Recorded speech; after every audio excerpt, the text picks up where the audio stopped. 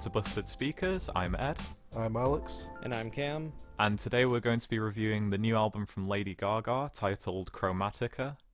This is her first album in 4 years since her last album Joanne. And honestly, if you need us to explain to you who Lady Gaga is, then you clicked on the wrong video. And have you been living under a rock? I don't know.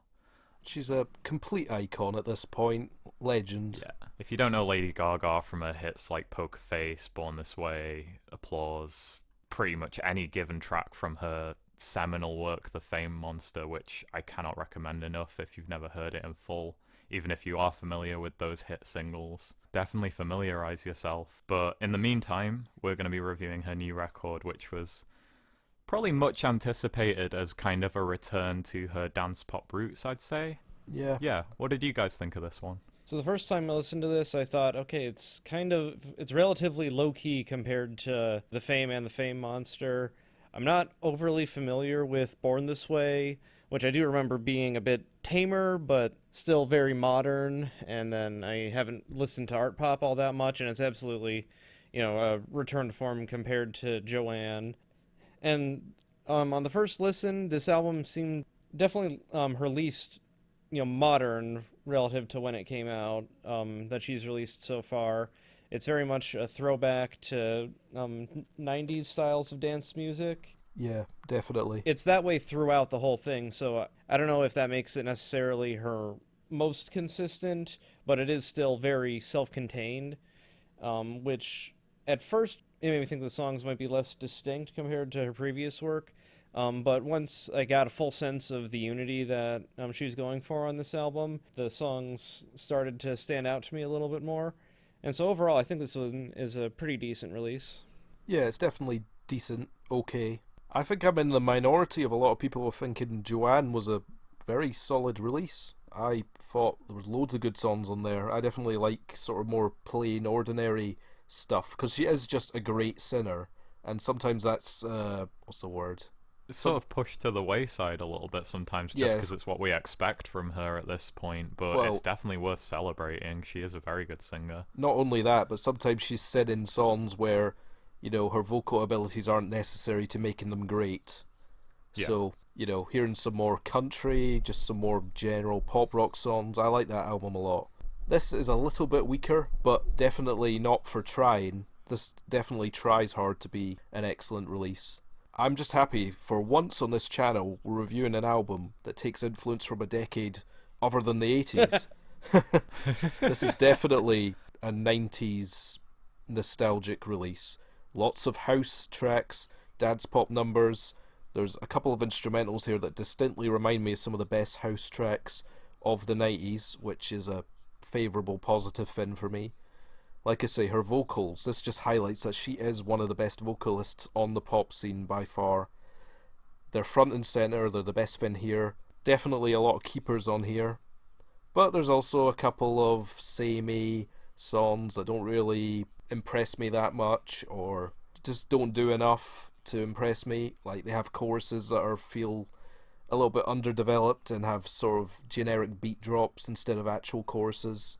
So, not a complete success, but definitely a solid album from Gaga.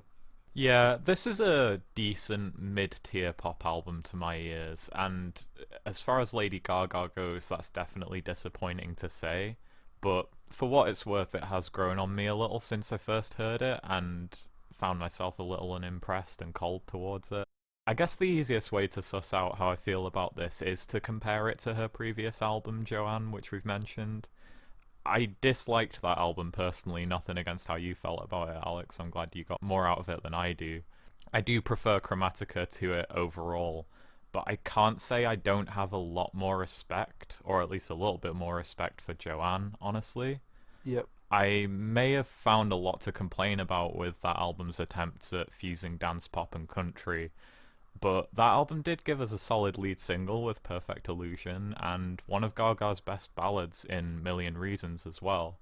Yep. Comparatively, Chromatica has more quality to it overall, I'd say, but it does play things a lot safer. She's firmly back to her dance pop roots, as we've established, but with a much bigger focus on reviving that early to mid 90s blend of Euro house and electro pop. And as such, it's not nearly as futuristic or full of unique character or edge as her best work on projects like The Fame Monster. But on the whole, I do enjoy the production here across the majority of the track list. I've seen some people say it sounds very, very focus tested and cold, and I just couldn't disagree more. I think it does pull off that style very well. I don't mind her throwing things back to a sound that she didn't really have a hand in pioneering, but my main issue is that it runs extremely repetitive with quite a limited sound palette across the board. It was really tricky for me on initial listens to fully appreciate what were the better tracks here, because you're essentially hearing the same sounds, or at least very slight variations on them, so consistently from track to track. And even though what I'm hearing is good, it does get a little tiring, even though this album isn't really that long. Maybe it's a little long for a pop album, but I don't know, it's broken up with those 3 sort of orchestrated interludes to try and give the track list a bit of a refresher every so often, which I appreciate. And I think those interludes are well produced as well. Yeah. But yeah, the production quality certainly isn't bad at all. I'd describe it as quite good. It's a very well put together album, and not in a cold corporate way. Just get ready to hear quite a few 8th beat snare rolls and the same high sheen Euro house synth chords and the melodic bass rhythms that are very typical of the genres that she's sticking to throughout. If you're into that sort of stuff, I recommend this album, but overall I just think it's decent, really. So yeah, if we go into individual tracks, I guess a good place to start would be with the song Stupid Love, which was our first teaser of this album. Got a pretty big backlash as it came out, or at least in the underground music circles that we frequent. And I think lyrically the song is really lame, but I don't know, in the context of the album, the instrumental has grown on me, I'd say. What did you guys make of Stupid Love? Yeah, I wasn't impressed with it on first listens, and this is back to a time when I actually did get to hear songs on radio at work, and it just felt like decent to average radio filler to me. Having heard the album now, I see why it was released as a lead single. Yeah. There's some considerable star power features on this album, which we'll get to very soon, and I think it's kind of admirable to want to have a lead single hit that's just you, just who you are, what you represent, mission statement.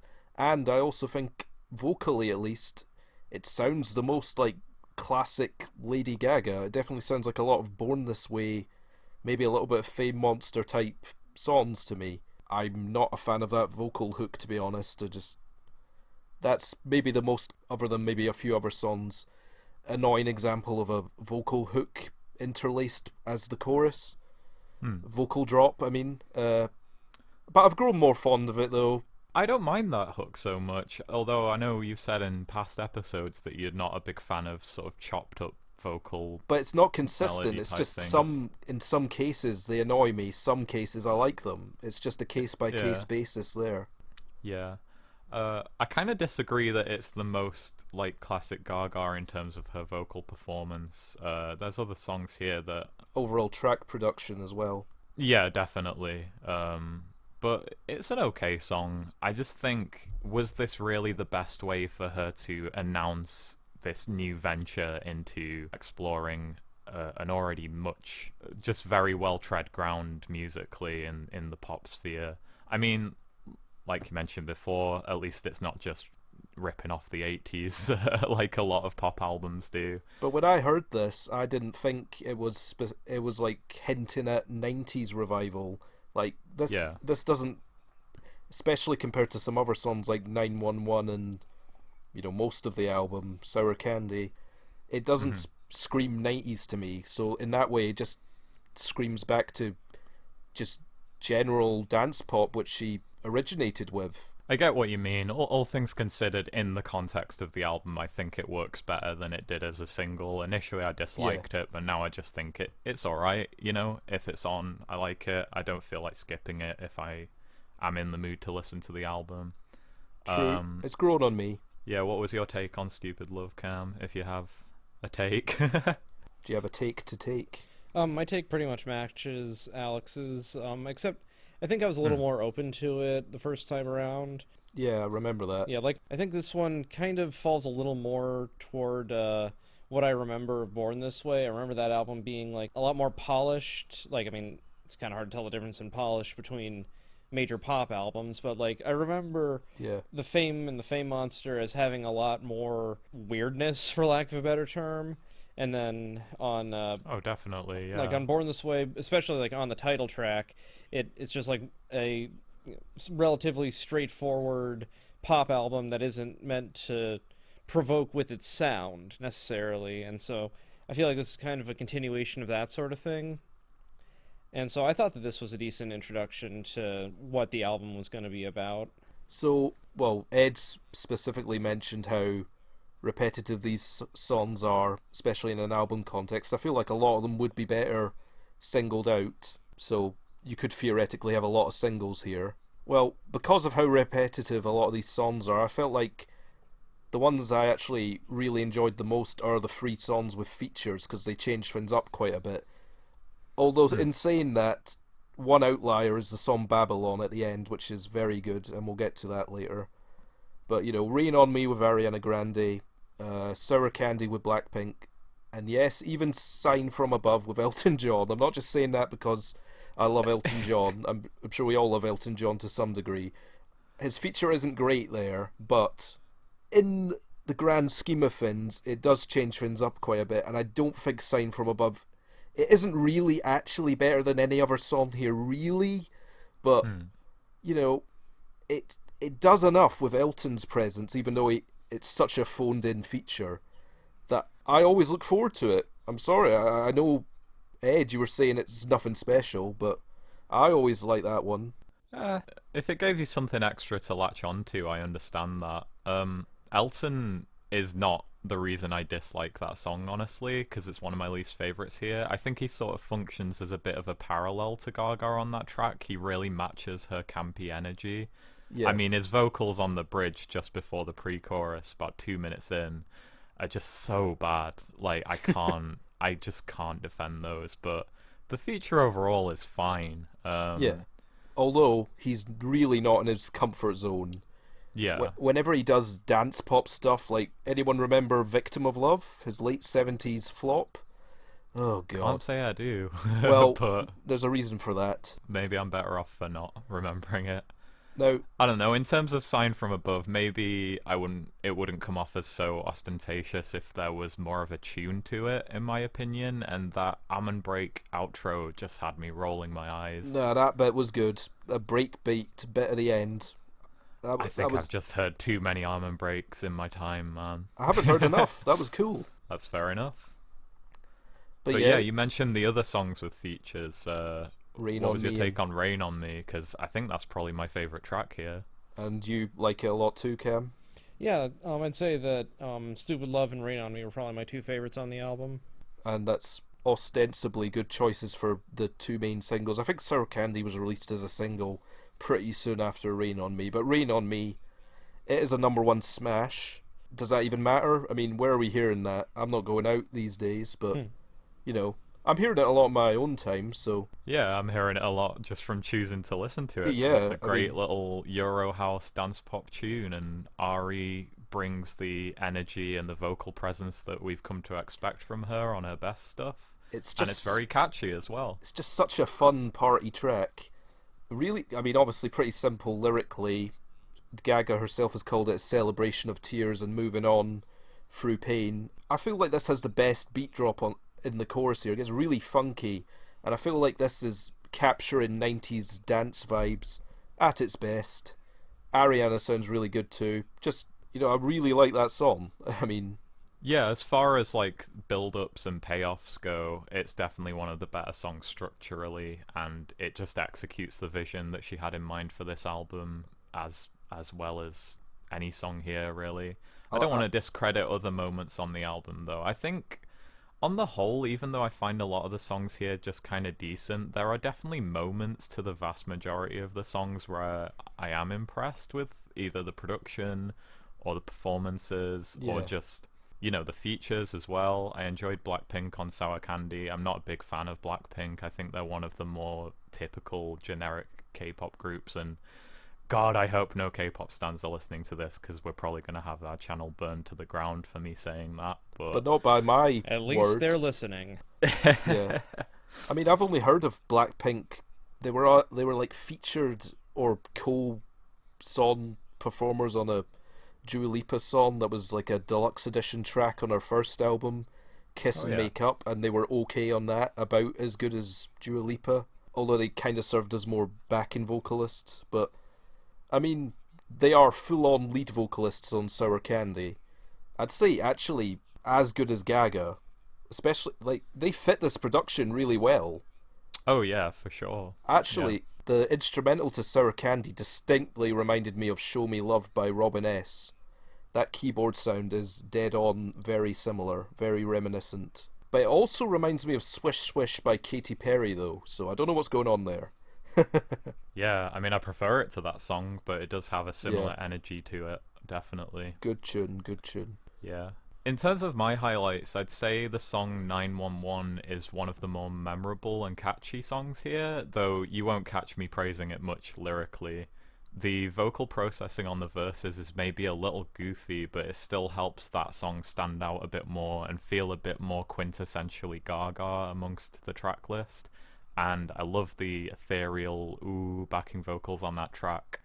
But where we really get quintessential Gaga, or at least in my mind, or at very least a moment that could be described as closest to the approach that we came to know her for back in the day, there's Plastic Doll, which is a track that hasn't been getting much love, but honestly, with its hilariously on-the-nose verses and a kick-ass chorus with a lot of conviction, it's just cemented that song as one of my favourites here. I mean, I have not written notes on every song here, because some of them I struggle to, but I have written some notes in Plastic Doll, and I think that speaks to it standing out. I mean, maybe for better or worse, depending on what your taste is. But well, I sure. think for better. It's a good song. I mean, it's at a point of the track list where it threatens to get a little bit buried, but I remember it. It's definitely got the one of the most memorable parts of the album. The ooh na na. Well, that's the thing. It didn't stick out to me until my second listen, because on initial listen, I did find it a little tiring, just the general soundscape of the album or the sound palette. But it wasn't until second listen where I could hear some of the, further details, more qualities to enjoy. And it stuck out to me on second listen as one of the better tracks here. I just really like the chorus as well. I think it's very catchy and well written. But speaking to what you said about not having many notes, I think just from how uniform this is, that's really understandable, because we'd just be repeating ourselves so much. We'd be repeating ourselves as much as Gaga and her producers are here if we were to do a track-by-track review, because the qualities that make these songs good, the qualities that maybe make them pale in comparison to her most celebrated work, they just run through the whole thing, really. I will say that Babylon does quite a bit to differentiate itself. It's the last song on the album. I agree. And it's probably the best song that doesn't have a featured artist on it. Maybe Alice rivals it. That's a good song too. But to me, this feels like a homage to Vogue by Madonna with her spoken word, rapped, stylish vocals on it. Great saxophone playing too. Just a tight, short, catchy tune. I think it's one of the shortest on here. Just great song. Very much sounds like a Gaga song lyrically as well, with the Babylon sort of double entendre going on. Just yeah. If you'd told me that's a Gaga lyric there, I'd be like, oh yeah, could definitely tell. Which I can't say that for some of the other songs here. They sound like, if I'd heard them out of context, I just wouldn't know that it's a Lady Gaga song. So take that how you will. Like, there are some songs that I think were less memorable than others that I might cut, and some things might get a little thematically repetitive. But overall, everything reasonably stands on its own. Honestly, what did you guys think of the Chromatica intro and interludes? Because when I first heard that, I thought, okay, wow, this is going to be interesting if she goes like full on symphonic pop. But then they really just stick out from the track list, and they don't really have any bearing on the sound or direction of the songs themselves. Like, this album is absolutely no Metropolis suite. No. Well, the first one kind of works as an intro, I guess, even though it leads into a distinctly 90s dance pop song. I mean, they all do. The first one leads into Alice, the second one leads into 911, and I think the third one leads into Sign from Above. Yep. Which is, I guess, the closest to a ballad on here at some points, even though it goes very hard at some points. Ballads are illegal on Chromatica. Yeah. Yeah, I didn't think much of them really, but not in the sense that they're bad. I just think they definitely help the track list flow a little better and feel less uniform overall. But like Alex said, they do just feel like intros to the following tracks, and that's really all I got out of them. They're well produced enough. They don't sound bad at all, but would I ever listen to these in isolation? Probably not. I know that's not the intention, but yeah. And I don't know how much of a praise it is to say that the track list here flows really well, because it's kind of bound to when you have such a limited range of sounds across the whole project. I mean, if you put Sign from Above as the first track, you might be thinking, what is going on here? But I guess you're right. Otherwise, yeah, you can't really fault the track list at all or sequencing. Yeah, this is a pretty good album, pretty solid, definitely a little bit better than I was expecting. Stupid Love didn't have me exactly, chomping at the bit to hear this, but hearing Rain on Me, hearing the album in full, definitely very solid, very consistent, maybe a bit too consistent with how the repetition of the songs a little bit too much, but I mean, they're all very well produced and performed. Lady Gaga reconfirms that she's just one of the best vocalists in the game, and just very happy to hear a sort of 90s influenced school of thought when it comes to influence on a pop album. Enough of those 80s ones. A lot of takeaways here. I love Rain on Me, Sour Candy, Babylon. I'll give it a 6 out of 10. Consistency has to matter at some point, and I was never feeling wanted to skip any of these songs, so yeah, a pretty decent 6 out of 10, I'd say. Nice. And Cam? So this is definitely an odd album. It's Gaga consciously trying to return to the sound that made her famous, trying to, regain her status as, the top pop star in the world, assuming she did in fact have that. I was very out of touch around like 09, 10, whatever. But at the same time, she's also like trying to do what a lot of other pop stars these days are doing and just write songs that are very much tied to what she's experienced working in the music industry. And some outlets have called this her most personal album to date, even on top of Joanne, which earned that title from just being the stereotypical slower, less orchestrated, less dancey album. So it's kind of impressive that she's managed to craft a solid dance album that some people are also saying is her most personal, but I honestly feel like the danciness kind of overshadowed the personal side. Like if she ever wanted to make a full pivot into confessional modern singer-songwriter pop or whatever, like I don't know, Melodrama by Lorde, some other albums like that have come out recently. Maybe it could be a more successful version of this, but what it is still a pretty good album. I can give this one a strong 6 out of 10. Nice. Yeah, this is a decent pop album. The whole track list is pretty much firmly on the Mendoza line. I'd say there's only really 2 tracks here that I outright disliked, those being the song Fun Tonight, just for not making much of an impression in any way, really. It's not terrible, but could have cut it from this track list. And Sign from Above, I just don't think there's a tune to it, and I think it's very corny on the lyrical side of things. Didn't enjoy it that much. And that's not to say I'm against sort of going a bit more campy, because it's what Gaga's known for, Her older work is incredibly campy, arguably more so than this. There's the odd moment, whether it be in the production, the hooks, or the performances, or sometimes even the lyrics, I'd say, that definitely rises above the mire, but sadly very few tracks here really stand out, especially in her discography as a whole. And beyond that, there's just not much here that I'd be able to distinguish as Lady Gaga's work if I were to hear it out of context.